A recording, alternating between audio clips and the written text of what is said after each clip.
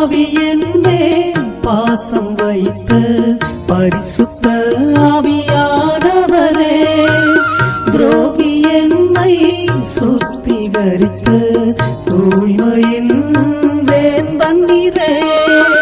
இருளில் என்னை மீட்டு எடுத்து நித்திய ஒளியை தந்தவரே, இருளில் என்னை மீட்டு எடுத்து நித்திய ஒளியை தந்தவரே.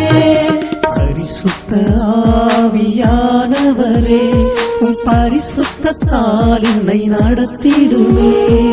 பரிசுத்த ஆவியானவரே, உம் பரிசுத்தத்தால் என்னை நடத்திடுவே. ஜீவனுள்ள நாட்களெல்லாம் நன்மையும் கிருபையும் தொடர்ந்திடவே.